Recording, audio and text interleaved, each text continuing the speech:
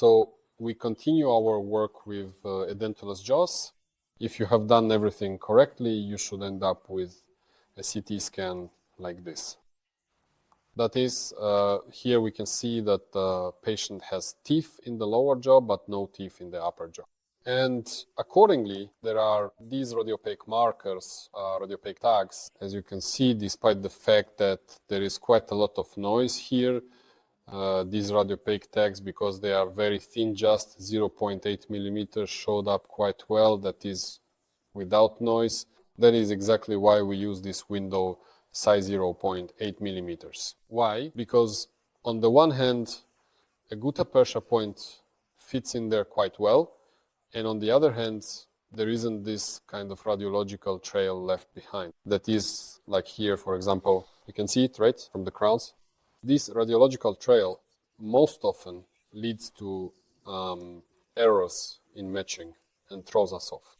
Well, by analogy with other cases, let's remove all the unnecessary stuff from here. Because as you've already realized, we're going to be working on the upper jaw. We click permanently trim, and now let's work a little bit with the filters, make these radiopaque markers a bit clearer. And then as the first step, yes, we've switched to the data import tab. And as the first and important step, we actually need to upload not the anatomical model as we did before, but the radiopaque template. Because the logic here is that first we upload the radiopaque template to the CT scan, and then we align it. Next, as the second step, we will upload the anatomical model, and then we will link the anatomical model to the radiopaque template. After that, in principle, the radiopaque template can be removed from the 3D scene, and as a result, we will have the Edentulous jaw correctly aligned with the CT scan, which we will continue to work with. Okay, now we click import, and here, well, I usually select marker scan. We click OK, and well, obviously you probably got something different, but since this project was made with a specific radiopaque template, now we will load it into the program together. Click open to load. So this is what it looks like for us. So you can see that it's small, really quite small. And our task here is to manually align everything. Obviously, artificial intelligence doesn't understand what this is because the program was trained to work with teeth. And since there are no teeth, you shouldn't even try to use this feature. Most likely it won't help you. So we move straight to point matching, and our task now is to play a little game. The game is to find these little sticks in space and match them to the holes. The easiest and most convenient way is to start with the palate. That's exactly why, by the way, we hide the vertebral column in the previous step, because if we hadn't hidden it, this visualization wouldn't be available to us now.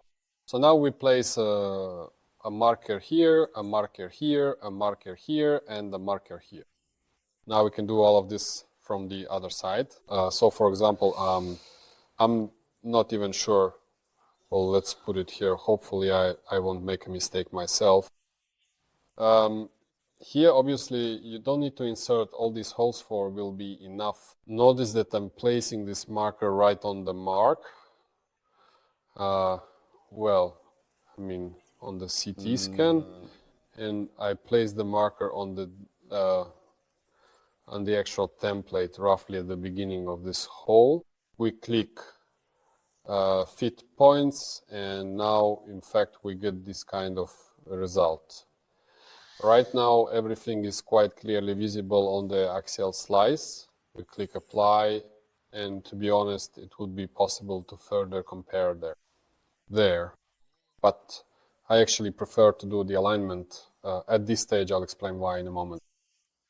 We click next step, select maxilla, and draw the superplane. Since we don't need to trace the nerve in the upper jaw. Our supraplane has been drawn, and now we move on. Yes, this is the alignment stage, or more precisely the overlaying of the teeth, which we'll also skip for now. And accordingly, here's what we get. We select this list of objects. Here it is. And accordingly, here we also have this kind of crosshair, which includes a matching widget. And now our task will be to align things manually. This is probably the main drawback of our method, because all the alignment is done manually. But actually, to be honest, all of these methods that I've seen, one way or another, involve this manual alignment, because artificial intelligence, in any case, most likely won't do this for you. Okay? So what are the main rules here, and why didn't I do the alignment in the previous step? Because here you can change the color. Let's make it some kind of green. Why? Because it's important for us to see these tunnel outlines, and actually these tunnel outlines, these openings that you see now, these cross sections, they fundamentally distinguish our method from all the others, because if you scan something with radiopaque markers, you'll only get the surface. But we have a full-fledged 3D model, which we overlay one on top of another. This increases the accuracy. Let's click this widget again. Here it is, right here. And now we have two reference points. The first reference point is these radiopaque markers. They must pass completely through these tunnels. And the second is, in fact, the shadow of this template itself. You can see here how the shadow goes. Shadow, shadow. Maybe right now I'm getting in my own way here. Yes, especially on the axial slice, you can see this shadow. So basically we're on the right track, but ideally we need to align it just a little bit more.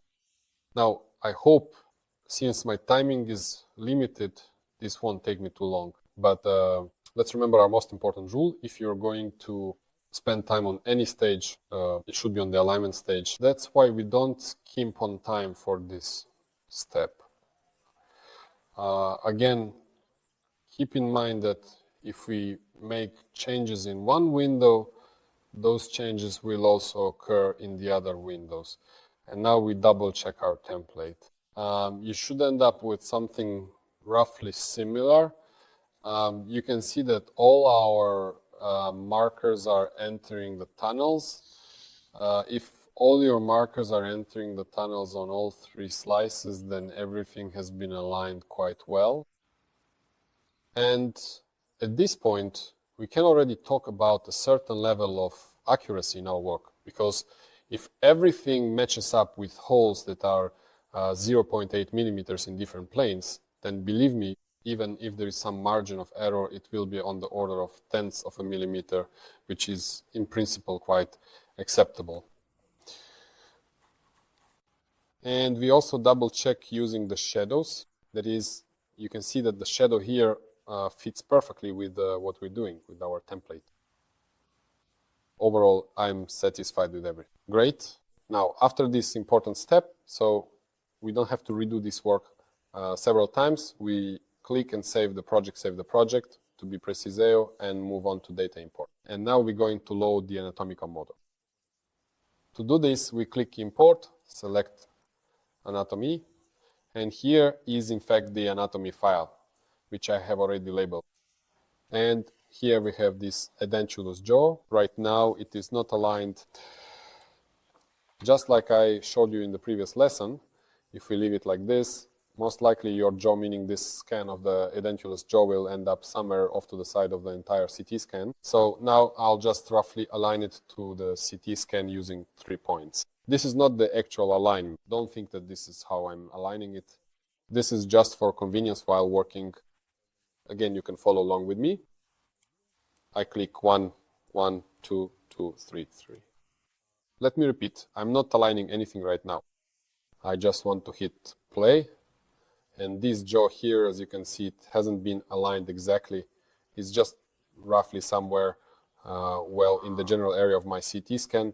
And now At this stage, we're going to complete the process of aligning it properly. Again, we go to the implant planning stage. And now, most likely it has remembered this position again. Now I'll move it a little so that everything is fair. And here's an important point. Please pay attention to these objects and sliders. My sliders are currently turned off, and accordingly, each slider obviously is responsible for moving a certain object. More precisely, not the slider, but these crosshairs.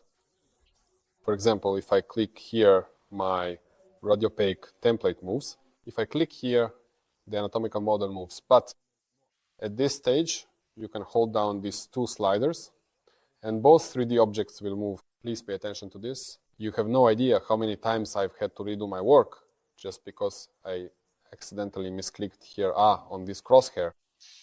That's why we click on anatomy, because we're going to align it now. And remember the previous lesson where I said that the main principle of aligning these scans with the radiopaque templates is that the inner surface of the radiopaque template matches the contour of the Edentulous jaw. That's exactly what we're going to use now. Overall, our task for now is to manually adjust everything like this and make changes in all 3 planes. We look at what we have on the axial slice, and of course, we recall the basic rules. What's the first rule? It's that one scan shouldn't go beyond the boundaries, like it is right now, for example. In other words, it shouldn't intersect. We understand that in reality, this kind of perfect scenario simply can't happen due to the limitations of the physical world. Therefore, what we need to do is find an approximate position or a location that is as close as possible where we can be confident that we don't have any such collisions occurring anywhere within the system. Right now, it's hard to do all this in real time and comment at the same time because the process requires a certain amount of concentration. But more or less, you can repeat what I'm doing, but again, for each of you, it will of course be individual, because most likely our initial starting positions for these models won't match, but you will get what I got.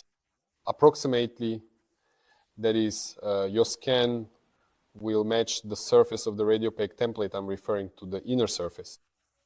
This is roughly how it all looks. Now I'll do a bit more fine-tuning.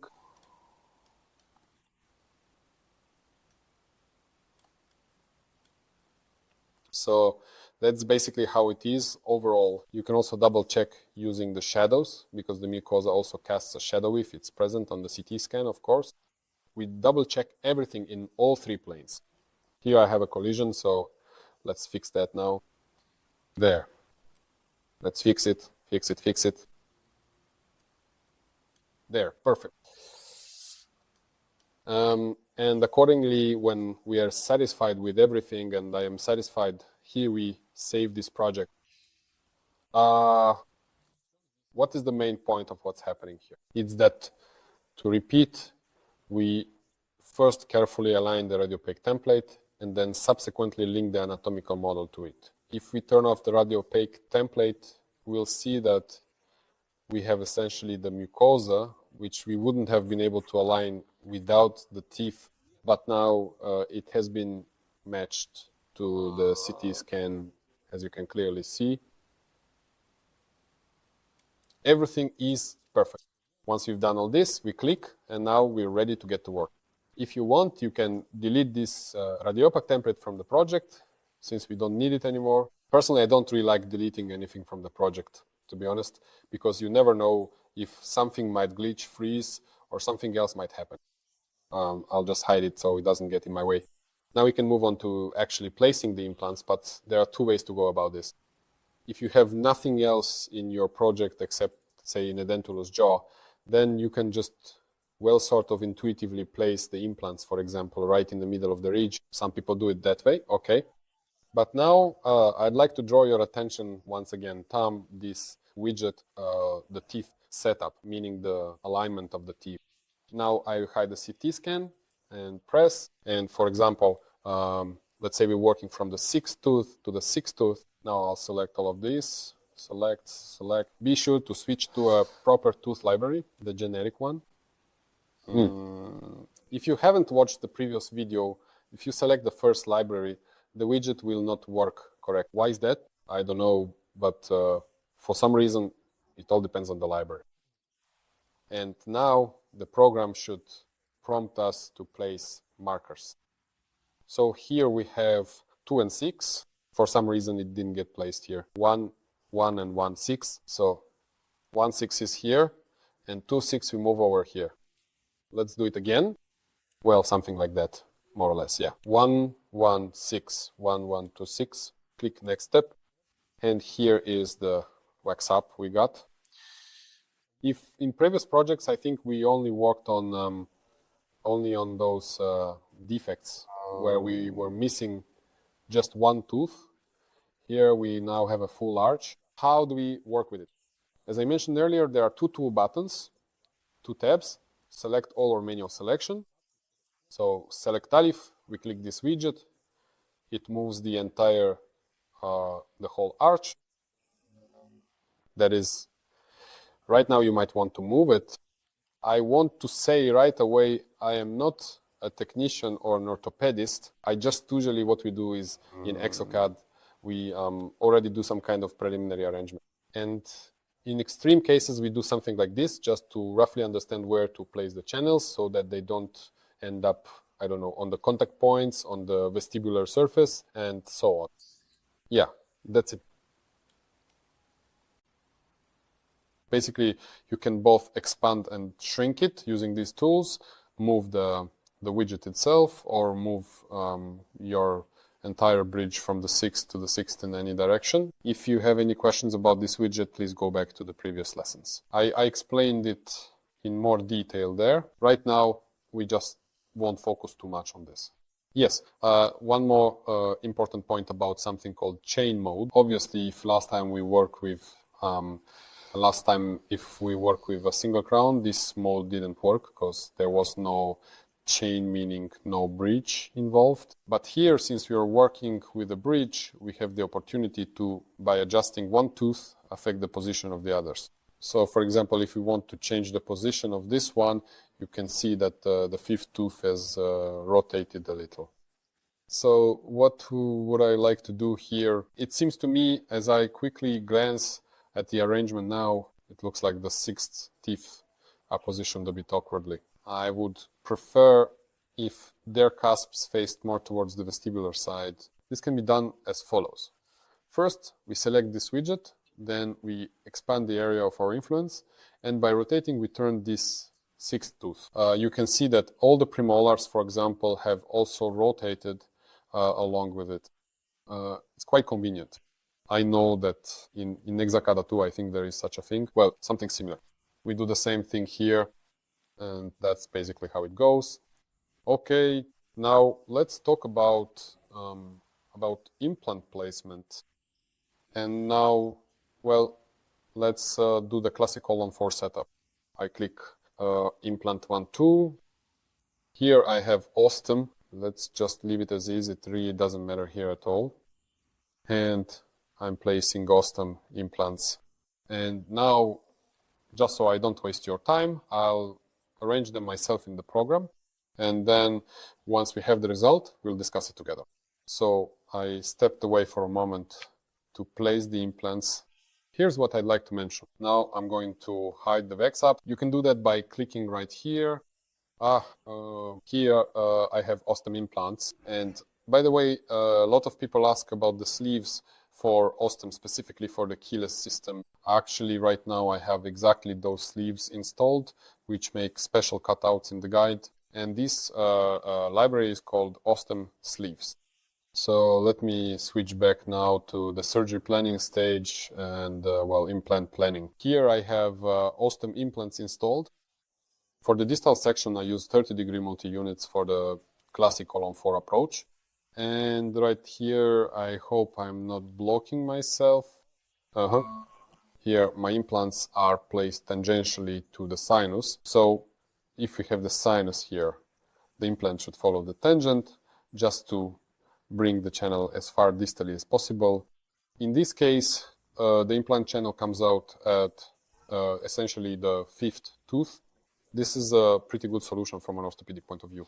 And here I have a Hyosan sleeve installed, but actually it doesn't matter, Hyosan, Ostem, they're basically the same system. So yeah, that's what I wanted to say about the distal implants of the all-on-4 type, because they're placed tangentially to the sinus. We press play. And if you look at the axial slice, I also placed 3 fixation pins. Placing the fixation pins is quite simple. They are right here at the pin placement stage, and you just select any pin and place it. The pins should be from the same set that you're working with. That's important.